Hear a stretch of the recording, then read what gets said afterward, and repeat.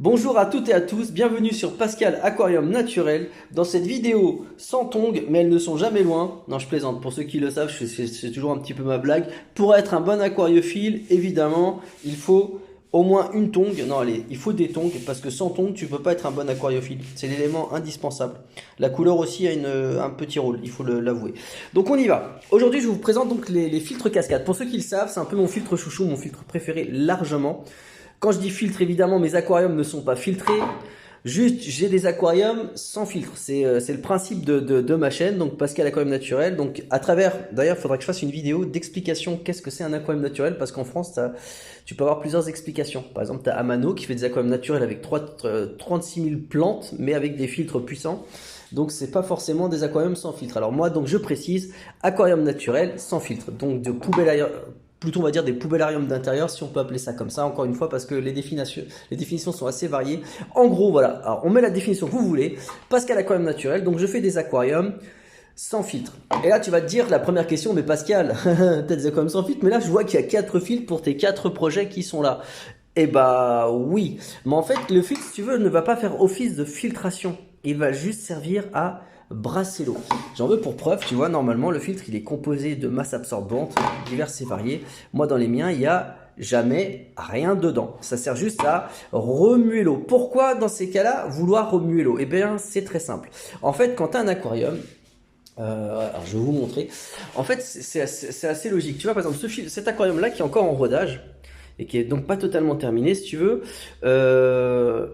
Il n'a pas de remue d'eau. Donc si tu veux, les paramètres de l'eau qui sont là, ou la température par rapport à ceux qui sont là, ne seront pas les mêmes. Concrètement, imagine, là, tu as les petits poissons qui viennent squatter ici toujours en majorité, ou si la nourriture tombe un peu plus ici que là. Qu'est-ce que ça veut dire? Eh bien, ici, si tu veux, tu auras un peu plus de pollution et donc des paramètres de l'eau différents que tout au fond à gauche. Alors que là, tu vois...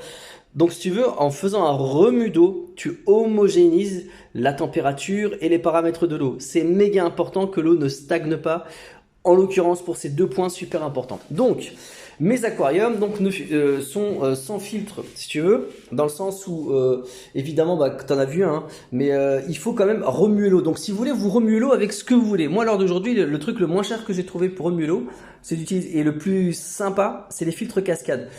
Pour plusieurs raisons. Alors, donc on a vu, donc il n'y a rien dedans. Hein. Donc, la première chose, c'est que déjà, alors mes aquariums sont plutôt de petite taille. Et même s'ils sont de grande taille, parce que je vais en faire un qui va être assez balèze, je vous renvoie mes futures vidéos, donc ça va être un gros bac. Donc là, je vais faire un gros bac, parce que voilà, j'ai envie de faire un gros bac. Et j'en ai la possibilité, donc je ne vais pas m'en priver. Mais en général, quand tu as un petit bac, tu n'as pas beaucoup de place dedans. Et qu'est-ce que je trouve ça laisse? Tu veux, tu as un petit bac de 30 sur 30 cm, donc un nanocube normal, tu vois, un beau petit nanocube d'ailleurs, parce que tu en as des plus petits, tu as le 20-20 et tout. Et là, si tu veux, tout de suite, un filtre, ça fait un gros machin noir dedans. Moi, ça me gêne en fait. Donc, le premier avantage, je trouve, du filtre cascade, c'est qu'il se pose sur une vitre et il ne prend pas de place, si tu veux, à l'intérieur. À part, tu auras juste la pipe d'aspiration. C'est tout. Tu auras juste ce truc-là planté dedans. Et moi, ça, je trouve vraiment super cool. Alors, tu as d'autres systèmes de filtration pas très visibles, tu me diras. Par exemple, les filtres sous sable. Je n'en parlerai pas dans cette vidéo parce que ça se fait plus beaucoup, donc les filtres sous sable, et c'est pas le but de la vidéo. Donc, cette vidéo, donc unboxing et aussi explication du filtre cascade et pourquoi ce choix-là. Alors, l'autre point qui est très important, c'est que, alors, je me pose la caméra dans un autre, avec une autre possible. Voilà. Si tu veux, c'est la consommation électrique. Là, regarde, tu peux voir, hop là. Ici, elle est que de 4,3 watts. Bon, tu peux trouver des modèles encore beaucoup plus économiques en consommation. Le fonctionnement d'un filtre cascade est méga simple en fait, si tu veux. Donc ta pompe, là, la partie moteur, elle est là. Tu vois, elle est ici. Sur certains modèles, tu peux la partie moteur, comment dire, est un peu plus visible. Donc on le voit, le petit moteur, c'est juste un petit rotor qui aspire et qui... Donc l'eau, si tu veux, va arriver dans le compartiment ici et elle est censée passer dans l'autre compartiment et elle ressort par là. Donc si tu veux, tac, c'est pour ça qu'on appelle ça un filtre cascade. Je vais te le montrer en fonctionnement dans un de mes bacs discrètement parce qu'il ne faut pas trop qu'on les voit. Mais là, hop, tu peux voir donc, hop là. Tu peux voir donc, pour les câbles, rassurez-vous, hein, le projet n'est pas totalement terminé, c'est pour ça que je voulais pas trop vous le montrer d'ailleurs.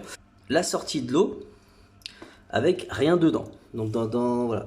Donc là, ça c'est un des bacs. Donc voilà pour le fonctionnement. Et si tu veux, bah, ce remue d'eau à la surface, bah écoute, ça fait son affaire. Hein. Ça remue l'eau. donc ça homogénéise les paramètres. Je vous le montre pas trop ce bac parce que voilà.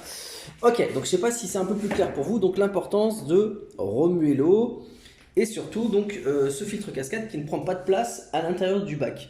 Il est posé à l'extérieur. Donc sur certains modèles, vous allez trouver des modèles un peu moins chers. Alors, un des inconvénients, parce que je ne vais pas vous dire que des avantages. Donc le premier avantage, c'est qu'il est pas cher. C'est un des trucs les moins chers qu'il y a, ce truc-là.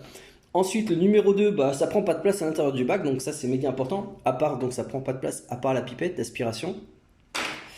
Quoi d'autre? Bah alors, il y a aussi voilà, donc il y a quand même, pour moi, je vois que des avantages. Le seul inconvénient qu'on pourrait lui trouver, c'est le fait qu'il est, comment dirais-je, je sais pas si on, ouais, on peut dire bruyant. Alors certaines personnes vont appeler ça bruyant. Moi, honnêtement, le bruit du cliquetis de l'eau me plaît beaucoup.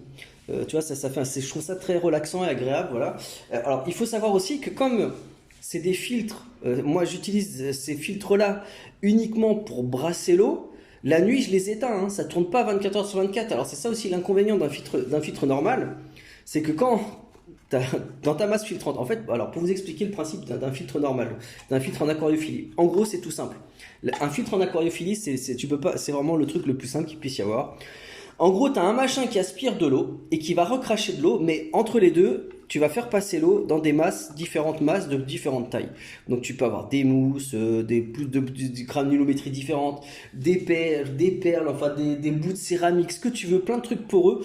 Pourquoi? Parce qu'en fait, le fait de passer l'eau de force dans ces matières-là, ça va créer, si tu veux, un développement bactérien à cet endroit-là. Donc la première, aussi une des choses, c'est que ça va aspirer les particules qui sont en l'air dans le bac. Alors moi, dans mon cas, franchement, je trouve que si tu laisses un bac tranquillou, les particules, elles tombent naturellement au fond, et même s'il y a quelques particules en suspension dans le bac, c'est bon, ça fait naturel, on va pas, voilà, quand tu vas même dans une piscine ou dans une rivière, tu as toujours un petit truc qui se balade, tu peux pas, mais bon, on va dire que pour les adeptes de l'eau, voilà, donc ça peut être un des éléments, mais bon, en gros, donc ça va aspirer les particules en suspension, les maintenir là, et si tu veux, de créer un développement bactérien à l'endroit des masses filtrantes. Donc en gros, on veut des masses poreuses pour filtrer le plus possible. Alors, il faut savoir qu'un filtre de ce type-là, donc un filtre traditionnel, voilà, donc en aquariophilie, je dis pas que c'est une mauvaise chose, c'est un truc qui est très très sympa, tu vois. Mais alors parce que ça marche, hein, je peux pas dire que ça ne marche pas, c'est vrai que ça fonctionne depuis des dizaines d'années, voire des centaines d'années. D'ailleurs, il faudrait que je me penche sur l'histoire de l'aquariophilie. Je le savais à un moment, mais j'avais zappé, ça fait combien de temps? Je crois qu'un des premiers poissons, c'était le poisson de paradis, je crois qu'il avait été, je sais plus, bon bref, peu importe. Le souci va être que si tu veux, ce développement de bactéries qui se fait dans les mousses, eh ben, va te contraindre à ne jamais éteindre ton filtre. Parce que si tu éteins ton filtre, qu'est-ce qui va se passer? Les bactéries ne sont plus oxygénées, donc vont mourir, et quand tu vas rallumer ton filtre, eh ben, tu vas injecter donc plein d'éléments polluants dans ton bac, et donc créer des catastrophes. Enfin, est-ce qu'on peut parler de catastrophe écologique? Non, mais bon, voilà, tu peux créer plein de morts dans ton bac, hein, c'est pas des blagues. Parce qu'après, du coup, toutes tes bactéries sont mortes, il faut que tu réaspires de l'eau, que les bactéries enfin, que tes masses absorbantes se recolonisent de bactéries, bref, ça peut faire des gros problèmes. Ah oui, les gars, méga important. Au premier démarrage, il se peut que votre filtre cale. Et donc, pour ça, il faut l'amorcer avec de l'eau. Donc, hop, on l'amorce un petit peu avec de l'eau. Donc, tu le remplis si tu veux. Et là, vous entendez? Donc là, il est en train, si tu veux, d'aspirer. Voilà, donc là, on le laisse aspirer, parce qu'il faut l'amorcer un petit peu, on va dire. Et voilà, c'est parti, regarde là, hop là. Et voilà, là, il est en train de siphonner, enfin d'aspirer. Donc, il aspire par là. Vous avez vu comment ça fait discret vu de loin? Tu vois, ça prend de la place à l'extérieur du bac. Donc là, tu as le bac dans son ensemble, et là, tu as juste le truc à l'extérieur. Voilà, donc là, à l'intérieur, tu as juste la petite pipe d'aspiration. Alors, je vais voir si je peux régler un peu plus la puissance. Tac. Donc là, ça le diminue. Moi, je vais le mettre au maxi. Vas-y, ouvre. Crache tout. Vas-y, mets. Voilà, c'est là le maximum. Tac. Et là, du coup, vous avez vu, le petit pied qui est là sur le côté va permettre, si tu veux, d'orienter le filtre, tu vois. Là, je le laisse comme ça, c'est bien. Voilà. Et là, hop, je suis bien content. Ça remet bien toute ma surface là, donc je suis content, tu vois. Et là, ça aspire là. Et donc ce simple petit remous est largement suffisant. Bah, je vais faire pareil sur le bac du dessous et celui du dessous. Alors franchement, j'aurais dû préparer mes éclairages avant. Là, ils sont pas encore totalement installés, ça craint. Bon, on fait avec. Voilà. Ah bah là, tiens, t'as un exemple. Tu vois l'eau comment ça fait à la surface du bac? Toi, ça fait un peu crada, tu vois. Enfin, ça fait ce qu'on a une petite pellicule. Alors, rassurez-vous, ça n'a rien de gravissime ni de compromettant pour la santé de vos poissons. C'est juste, on va dire, inesthétique. Et voilà. Donc, et puis, bon, l'eau stagnante, c'est pas top top. Donc, on y va. Donc, comme je vous l'ai dit, on amorce d'abord le filtre. Tac. Alors, désolé, hein, là, je suis en plein projet de création. Là, il y a ces bacs, il y a ces 4 aquariums là, il y a ce projet là. Vous entendez? Hop là. Et d'autres projets encore en cours là, je vous dis de l'autre côté il y en a 8, 9, 10, 11, 12. Voilà, il y a peut-être une quinzaine de bacs de l'autre côté, c'est un truc de malade. Bon là je renverse toute l'eau, hein. Je n'étais pas obligé de mettre autant, normalement t'en mets juste un petit peu et c'est bon. Hop là, c'est parti, voilà, là vous voyez, ça filtre, hein, ça aspire l'eau. Attendez, je mets au maximum. Alors, je vais quand même visser un peu parce que là sinon le truc risque de partir.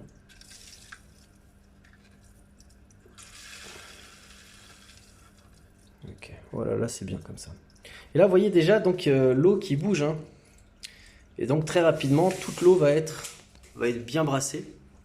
Donc là les bacs sont encore en cours de cyclage, hein, donc ne prêtez pas attention au fait que à certains états. Donc voilà, après moi je mets le couvercle quand même, hein, vous n'êtes pas obligé, mais je mets les petits couvercles, tac. Et c'est parti. Donc là, ce projet-là, hop là, attends, je vais mettre l'autre aussi. Donc les bacs, ils sont un peu crada pour le moment, c'est normal, hein, ils sont pas totalement finis. L'éclairage non plus, comme vous avez pu le voir, il n'est pas encore totalement fixé.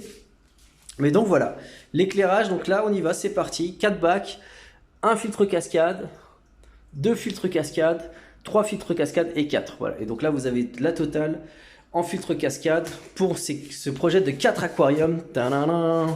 Et là bien sûr vous inquiétez pas, l'éclairage ça va être refait parce que là ça fait un peu fête foraine, mais bon voilà, au niveau de l'éclairage je vous en parlerai dans une autre vidéo, comment faire un éclairage vraiment pas cher, enfin qui consomme pas beaucoup, qui est pas très cher, tu vois. Là il manque encore des plantes, là c'est pas encore assez végétalisé à mon goût, mais voilà, donc c'était mon unboxing et présentation de mes filtres cascade Aquael. À bientôt dans d'autres vidéos.